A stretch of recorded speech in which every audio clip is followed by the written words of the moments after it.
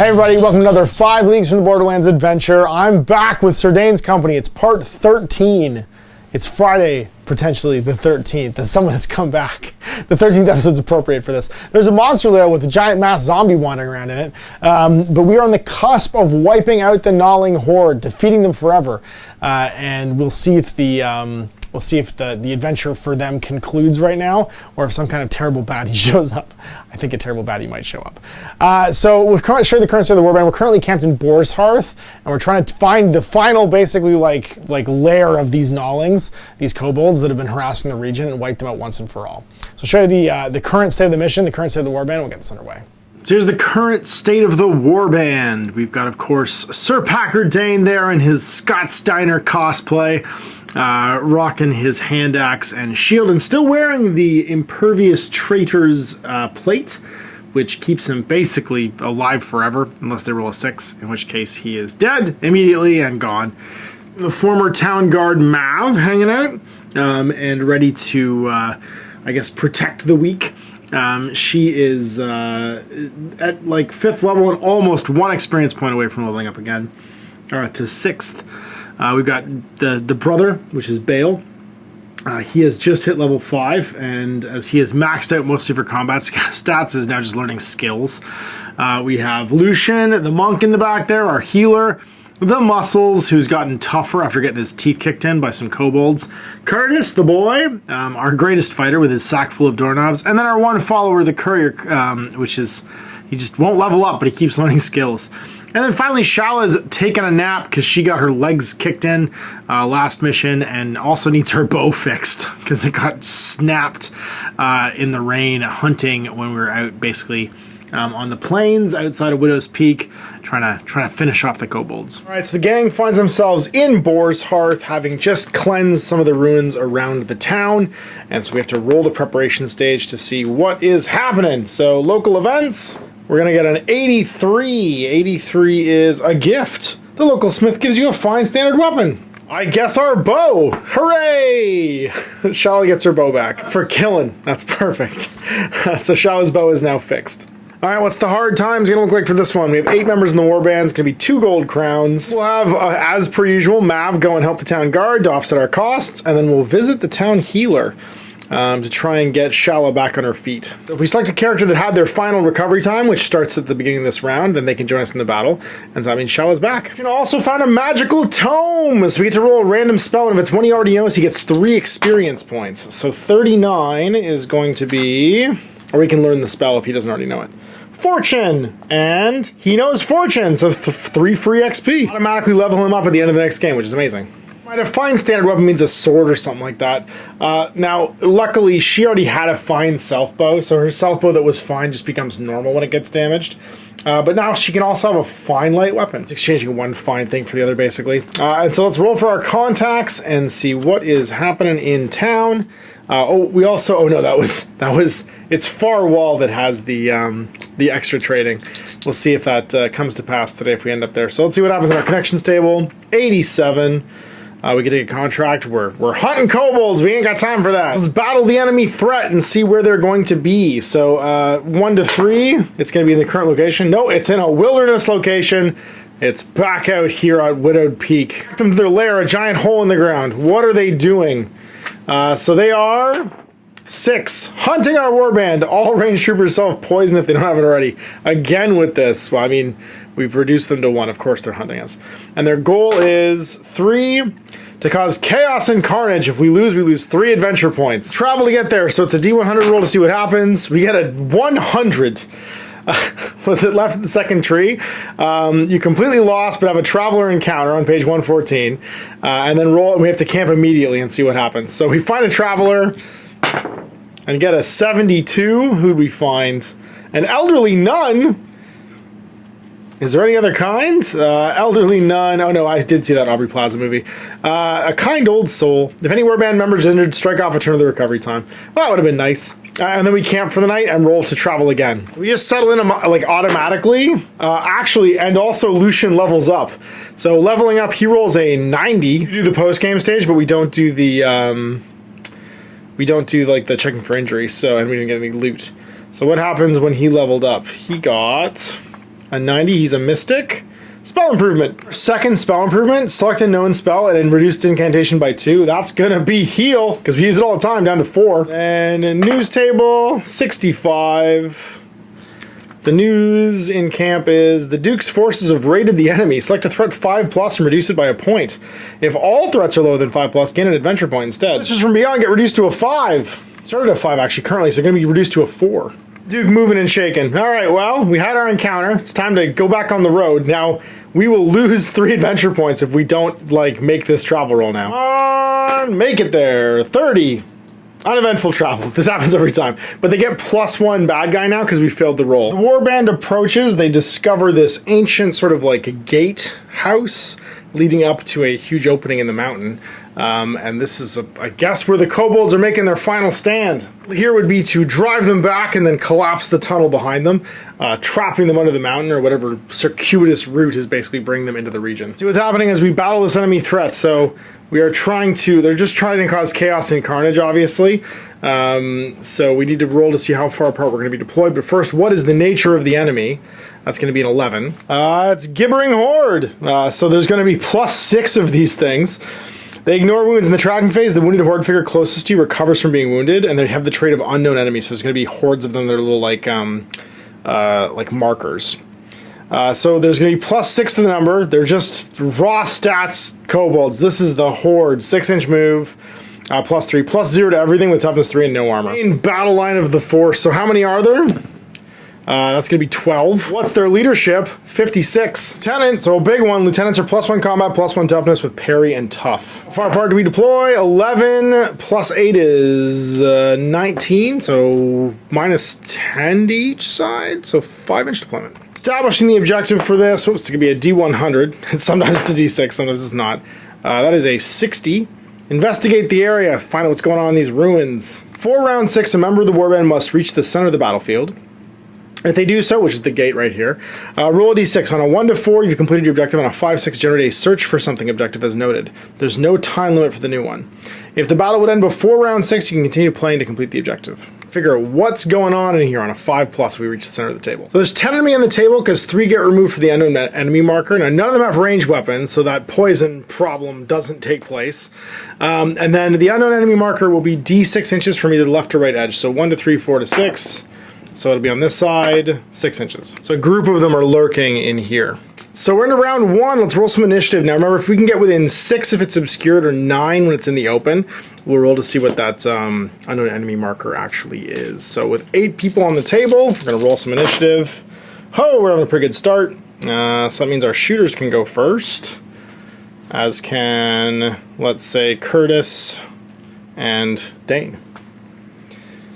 And then we'll have everyone else going last. Curtis can go first because Curtis can go spot that marker, I'm hoping. So before it gets too close, we're going to go 6 inches forward. And then another 3. And that will get us within 6, even though it's in cover. Roll a d6 and determine what was in that marker. 5. 5 is 4 baddies in cover. Placed within range of the marker, and then everyone else in range or in cover if possible. Well, it means we at least can go to the middle now. So we're going to move up with Bale, and he's just going to get to covering us. So he's going to go 4 and then 3. And go zip over here. Shala can actually see somebody, can see over here, so she's going to sit still and take a shot. No, she's not. She's going to walk up 6 and just hug cover. Sir Dayne, he's going to go straight up the middle, going 6 and then 4. And following Bale. All right, guys, the clock, starting with the shooters, of which there are none, so it's just straight into the closest to closest. So jumping in on Curtis. It is +0 to his +3, because he's a melee fighter. He wins the fight and becomes the attacker. And then that's going to be a 6 to a 6, so he actually ties and the combat ends. The second one comes around, and now it's supported, so it's fight +1. And he wins the fight and becomes the attacker. He wins the fight and strikes a blow and just kills it. Comes out and does the same thing. It's a +1 again, so it gets a 6 to his 4. So he loses the combat. He'll get driven back. Does it beat his armor? It does. He is toughness 3. He is injured. And then second round of combat, it comes forward again. It hits it. No, he becomes the attacker. And the third round, he hits it. and just takes it out. This one can't make it into combat, so it's just going to move to cover over here. And then everybody else doing the same thing. 9, so they're all just going to rush to cover if they can, taking up positions around these little fortifications, behind these woods, behind here. All right, tracking phase. Well, Lucian, you know what your job is. You're going to walk over here. You pass Butter. You're going to heal Curtis. We're going to walk up to support. And then Mav and the muscles are just going to dive in. Round 2. We got to do this before turn 4. Let's roll some initiative and see who is going first. Just Sir Dayne, potentially, or just Lucian. I think we'll go with just Lucian. Everybody else can go last. Well, he's just going to go over here and throw, I think, a fortune on a 5+ onto Curtis. He sure does. I got 1 strand left of his congealed strands, but Curtis can make a reroll. Come to baddies. Closest to closest. This one's going to come fight Curtis. It's +0 to his plus... he gets his outnumbering bonus, actually, so +4. That's going to be a 7. He becomes the attacker, sorry, and wins the fight. And doesn't have any armor. He just stuns it. But he drives it back. So now he's +4. He wins the fight and stuns it again. Just stays in melee with him and the combat ends. This one jumps him though, and it gets a gang up bonus now. And he doesn't. So he's +3. It's a 6 to a 3. So he becomes the attacker. The bad guys become the attacker. And then he becomes the attacker again and the combat ends. It's more rushing into cover. Everybody comes ripping around the sides here. Rushing through all the cracks and crevices. Yeah, because they won't make it in 1. So they're going to move to cover going 9. And these ones will go over here. And then these ones won't make it either, so they're going to rip to the side. And head over there. For the weak flank. Alright, tracking phase. I guess we start with the shooters. So Shala's going to take a shot into that Kobold on a 2. That's on a, yeah, it's on a 2. Yeah, she's +2. And just wounds it. He's going to fire his sling. It'll be on a 6 though, because he's in cover. Misses. He's going to take an aimed shot into cover against this Kobold, so it'll be on a 3. He misses as well, runs out of ammo. One more shot because he has a deep quiver. And then we begin fighting. Let's go with Curtis. He's just going to walk over to this guy. Make a stab. He wins the fight. And he just kills it because it's only toughness 3. We're going to make 2 morale checks for last turn. They were fine. And then Mav is going to jump over here and beat up this Kobold. +3. She wins the fight and stuns it, so she drives it back. It still outnumbers her, so it's +1. She wins the fight. It's a 7 to a 8. And she kills it. She'll activate a Ring of Fury and jump the next one. Does she win the fight? She doesn't, and it becomes the attacker, because that's a 6 to a 5. So it attacks her. Then she wins and becomes the attacker again. And now she wins the fight, and she kills it. It's a certified killing machine. So I guess Sir Dayne goes, or do we send the muscles? We'll send the muscles. He's going to go over here, 7. Dayne will follow him, just like getting supported. Round 2. We are, with the muscles, in the center of the battlefield, though. So on a 5+, we determine what's going on here. We don't. That's right, a 1 to 4, we complete the objective. On a 5-6, we generate a search for something. The area. So now it's round 3. Is anyone wounded? Yes, this one heals. All regenerating right now, because they're crazy kobolds. All right, so 2 morale checks. 1 runs away. So the furthest away kobold would be this one. Takes off. And down the stragglers. All right, so here we go. Another 8 initiative rolls as we continue to, like, basically push these guys back to their nest. So Dayne, Mav, and Lucian all get to go first. Roll for Bale? No. And then we can roll for Shala? No. Dayne's just going to cripple this guy, going in with fight +2 against fight +0. It becomes the attacker. He becomes the attacker. And then he hits it, and it's dead. He's just going to chuck a sling at this one. It's in the open, so 3. Hits it. It's -1 to armor, so I think I have to make an armor test. I pass anyway. And then on a 4+, no, it's just wounded. Finally, it's Mav. Mav, you want to go kill this sergeant? Yeah, he might as well. She charges in. Tenant, rather. So she's attacking at +3 to its +2. She wins. Does she break its armor? She sure does. And then does she kill it? No, she just wounds it. So she'll drive it back an inch and follow up against it now that it's wounded. So it is going to lose again because it's +2 to her +3. And then does she break its armor? No, she doesn't need to actually, sorry. It doesn't have armor, but she stuns it. So now she's +4 against it. Last engagement, she wins because it's +2 and she's +4 now for a 7. And then she doesn't, it doesn't have armor now, so she just kills it. In armor, they gain toughness and combat. Walkers had armor. These poor schlubs are just what's left after they sent their vanguard and we ruckus them outside of town. So it's the monster in phase, and they come flying in. So the first one comes and attacks Mav. She's +3, so she becomes the attacker. It's a 4 to a 5, so she hits it. She doesn't have to break its armor, so she just kills it. It's +0 to his +3. He becomes the attacker. That's a 6. That just ends the combat. Next one will also try and jump Mav, which is just a terrible idea for it. She wins and becomes the attacker. She hits it and wounds it, and then she drives it back an inch and comes after it. Getting very Diablo 2. That's a 3 to a 4, so she hits it again and just kills it. These things are just screaming Rakadishu while they impale themselves on her sword. And she hits, becomes the attacker. She hits it, and it dies. And the last one, falling on Mav's sword, she is the queen of blades here. She becomes the attacker.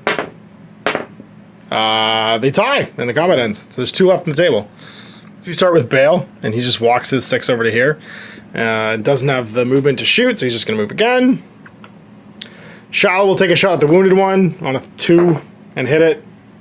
Doesn't have any armor. She just stuns it. The courier will take a shot at it and miss. And I think that's the turn. 4 morale checks. Oh, this could go very badly for the remaining kobolds. They both run. They both just take off and go, no, thank you. None of that, please. And so that's it. We've destroyed the Kobold menace, driving them back into Widowed Peak, and basically causing their plans to expand to the Nine Finger Mountains to be drastically cut off. So let's see how many adventure points we get. We're going to get 3. We'll spend a grand total of 6 again, because we have 16. And we've managed to defeat that menace. They are gone. So having reduced the threat, we now get to the story element of what happens because of that. So once they're destroyed, all their hideouts are gone, we get to roll once in the loot table and receive whatever item you roll, and then add a story point. No injuries, and we're going to get a bonus loot roll when this is all said and done. We do get a check for advancement. Mav's going to level up, as is, I think... No, that's it. Just Mav. See what she gets. She's a non-mystical character. A 16. Skill or speed. We'll take the speed. You can also roll for the courier. He gets a 53, which is not a... It's nothing. Nothing gained from followers. Loot rolls and a hold the field. So the first loot roll is going to be a 9, which is a valuable. We get a 74. So 74 on the valuables table is... Precious metals, D6 plus 1. One of the highest. So we get a 2. The second one is an 80, and 80 will be consumables. What do we find? 35 is going to be a map making kit. We held the field outside of the mountains, so with a 99, what do we get on a meeting engagement? A 99 is... Evidence of a plot. Oh no! So we've defeated the kobolds. What's the evidence of the plot going to be? You find a letter, barely legible in the mud. You're not sure if it was dropped by one of your foes or someone fleeing from them. But the information within it is something that clearly beggars your, warrants your question. We have to begin a quest. What is the task for this quest? We have to abandon our current quest. 27. Rescue a prisoner. Someone who's key to solving the quest has been captured. At the location, find a raid camp scenario. Place the individual in the center of the table. Moving into contact frees the prisoner. So basically we have to rescue a prisoner somewhere around here. Who are the foes? Someone who's not part of the campaign. Faceless Kingdom and the Oldest Kin are the only ones we haven't faced yet. 1 to 3 will be the Faceless Kingdom. On a 4 to 6, it'll be the Oldest Kin. So it's the Faceless Kingdom. First, what is the location, sorry? It's going to be a 16. randomly select an existing map area. The quest location is in a random location on that map area. So it'll be D4 going clockwise from the top left. So 4, so it's where we are.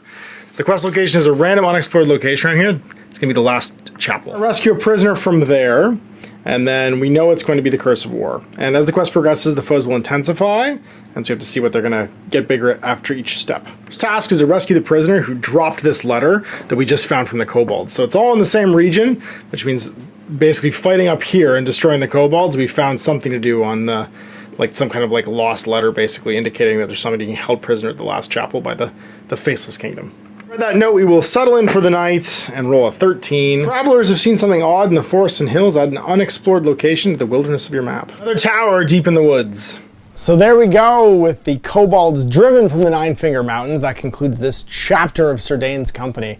And we are embarking on a quest to try and capture someone from a tower. So that means new models to paint, new bad guys to try and determine, and a whole new storyline which will be coming up soon. Big thanks for watching. Until then, I'm Ash. Happy gaming. Hey there, I hope you enjoyed that video. There are tons of other games already recorded for you to watch. Click over to my channel page if you haven't already, and have a look through the dozens of playlists full of videos. I guarantee you'll discover a game you haven't seen played before. I put out new videos 7 days a week, and every day is themed to a different genre as I continue to explore the wider world of gaming. Of course, none of that's possible without you, the viewer, so click a like and subscribe if you'd like to stay on top of what's happening here daily. My 2 kids and I are massively grateful to be able to have the flexibility of this job so I can always maximize my time with them. If you want to support me continuing to put out this content, it's only possible because of my amazing backers on Patreon who support the studio, equipment, and model cost, as well as being how I make the bulk of my living. You can also help out by buying a t-shirt through Spreadshirt, a measuring gauge or widget from Death Ray Designs, or buying one of my games and supplements like Last Days, Gamma Wolves, and Blaster. As a way of showing my appreciation, patrons get early access to new games and supplements that I write throughout the course of the year. Huge thanks for watching, it really does help out, and happy gaming.